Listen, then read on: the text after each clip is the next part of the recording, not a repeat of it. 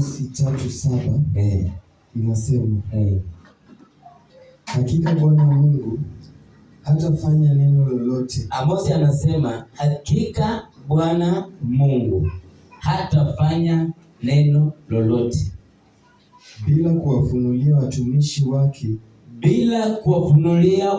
wake manabii siri yake. So ndio Mungu akuja afanye kitu, anakuwa amejulisha mtumishi wake. Bwana Yesu asifiwe. Hata ndio Mungu akufungue, anakuanga ameonyesha mtumishi wake kuna mtu fulani nitamfungua. Yaani mtumishi wa Mungu anaweza kuwa anaomba, anahisi tu watu wakifunguliwa. Yaani uwepo wa Mungu, ni nguvu za Mungu zinamdirika ndani mwake. So ndio mtu akuja afunguliwe, ndio mtu akuja atendewe, ni lazima kwanza watumishi wake waweze kujua. So naomba tuweze kuangalia Kristo ameficha kanisa nini? Bwana Yesu asifiwe. Kristo amejificha vipi ndani ya kanisa? Na ninapozungumza kanisa, sizungumzi kuhusu rei. Halo? Sizungumzi kuhusu Catholic. Haleluya. Ninapozungumzia kuhusu kanisa, nazungumzia moyo uliompokea Kristo. So tunataka tuone Yesu amelificha nini kanisa? Waefeso 5 kuanzia 28. Hizo vitabu zingine za kuweza kwa vile zinachambua hiyo mambo ya siri, unaweza soma Zaburi 25:14. Zaburi 25:14. Usome Mithali 3:33. Usome Mithali 3:33 na usome Wakolosai 1:26. Utaweza kujua hizi siri zinakaa vipi. So nataka tusome Waefeso 5 kuanzia 28. Ukiteremka hapo chini, Paulo anafunua hii siri iliyofichika baina ya Kristo na kanisa. Haleluya. So naomba ukuwe makini. Nataomba sana watu msilali. Bwana Yesu asifiwe. Mtu usilali. Soma Waefeso 5 kuanzia 28. Inasema vivyo hivyo imewapasa waume nao kuwapenda wake zao kama miili yao wenyewe. Ngoja kwanza. Unajua mtu anaweza shindwa tena, yani ni mambo ya mume na mke. Bwana Yesu asifiwe. Paulo alianza katika njia ya kimwili, lakini hapa amelenga kufunua siri iliyofichika baina ya Kristo na kanisa. So akawa ameanza kwamba sisi waume tuheshimu wake zetu kama vile tunavyoheshimu miili yetu. Endelea. Ampendaye mkewe hujipenda mwenyewe. Tuko na wazee, hebu nipungie mkono wazee. Unajichuka. Au kwa shiwa. Ama mama hayuko.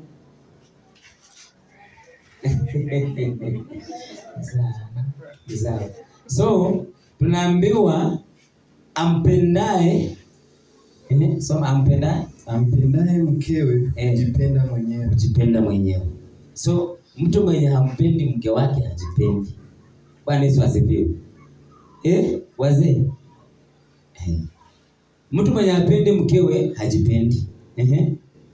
Maana hakuna mtu anayeuchukia mwili wake popote. Paulo anasema maana hakuna mtu anayeuchukia mwili wake popote.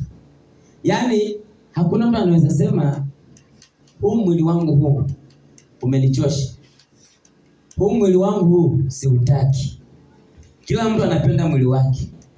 Na ndio maana mmeupendeza vile mmeupendeza hivyo leo hii. Ni kwa sababu unapenda mwili wako. So Paulo ameanza akisema wewe mheshimu mke wako kama unavyojiheshimu. umpende kama vile unavyojipenda.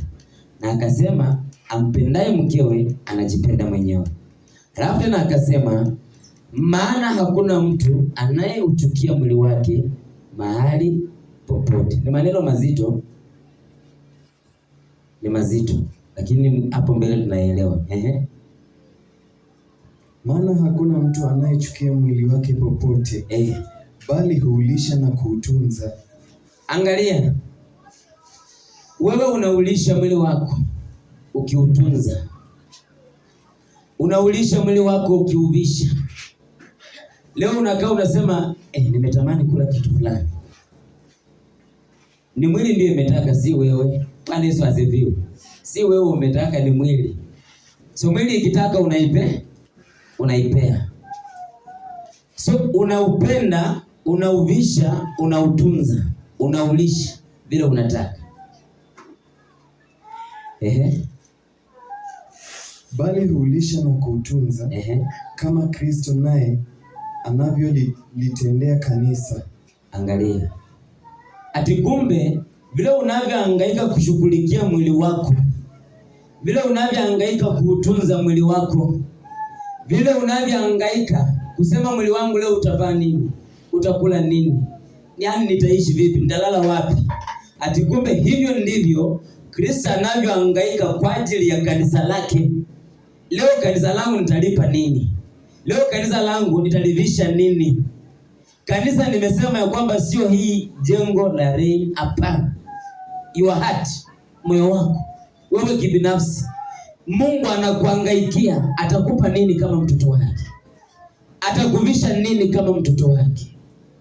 Kama vile wewe umeamua kumpenda mkeo na kuupenda mwili wako, na kujua mke wangu leo anahitaji kuwa na hii, anahitaji nimtendee hii, mwili wangu leo anahitaji kuupa hii. Lakini kumbe Kristo naye hivyo ndivyo anavyolisumbukia kanisa lake. Yaani Kristo hajakaa chini akasema wacha mwenyewe ukisumbukie, hapana. Kristo amesema nipo kwa ajili yako. Kristo amesema kwa sababu huu moyo umenipokea mimi, nitausumbukia. Bwana Yesu asifiwe. Hebu maliza kusoma. Hujamaliza? Naomba tuelewe. Kama Kristo naye alivyolitendea kanisa. Kama Kristo naye alivyo ama anavyo? Anavyolitendea kanisa. Soma vile imeandikwa. Anavyolitendea kanisa. Unajua alivyo ni habari iliyopita. So anavyo ni habari iliyopo. Yaani kwa sasa. Bwana Yesu asifiwe. Na hiyo pia inaenda sawa kwa praise and worship. Unajua wakati unaimba usiwe mtu wa kusema amen. Tukiimba watu na address Mungu. So mimi nikisema amen, sijui naambia nani. Bwana Yesu asifiwe. Mungu yaani anafanya hiyo masaa. Bwana Yesu asifiwe. Unajua Mungu si ati alikuwa, Mungu yupo. Bwana Yesu asifiwe. Si ati ako kwa habari zilizopita. Mungu hata sasa yupo. So katika hiyo addressing yako, hiyo wimbo ukiileta, kama unajua waimbaji wa kitambo walikuwa wanaimba si kwa ubaya, waliimba hivyo. So wewe ukipata kale ka ufunuo usiimbe kama yeye. Bwana Yesu asifiwe. Hautakuwa umechange kitu, lakini message unaiweka vizuri. So Bwana Yesu asifiwe. Umenitendea. Haleluya. Umeniokoa, umenikomboa. Yaani hayo ni mambo ambayo bado yanaendelea kufanyika katika maisha yako. Kwa maana ukombozi hauishi katika maisha yako. Haya, soma. Kama Kristo naye anavyolitendea kanisa. Kwa kuwa tu viungo vya mwili wake. Kwa kuwa tu viungo vya mwili wake. Bwana Yesu asifiwe. Mimi na wewe tu viungo vya Kristo. Yaani mimi na huyu ndugu, na huyu mzee, na wewe ndugu yangu, na wewe mama yangu, dada yangu, tukiunganishwa pamoja, Paulo anasema tu mawe yaliyo hai, ambao tunalijenga kanisa kwa msingi ambao Kristo mwenyewe alikwisha kuweka. Yaani Kristo ndio foundation. Umeona hii jengo ndio isimame, hapo chini kuna foundation. So ndio hii isimame, kuna ile foundation iko hapo chini ambayo haiwezi onekana. So Kristo ndio ile foundation. So mimi ni mawe, pastor ni mawe, Paul ni mawe, wewe ni mawe.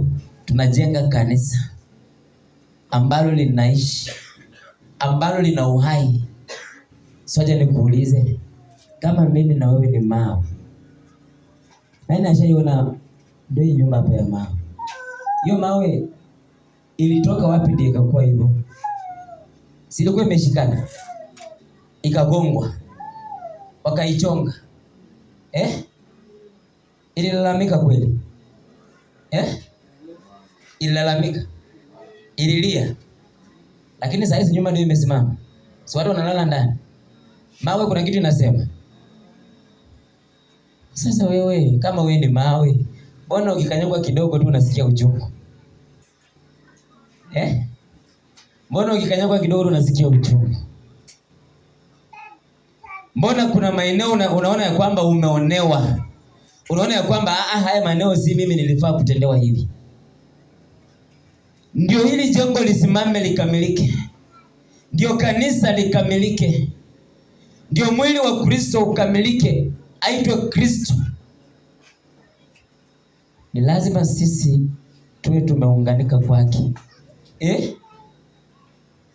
Mtu alijunia pale branch yenye iko na tu vitu, yani iko na tu branch nyingine. Mtu alijunia late.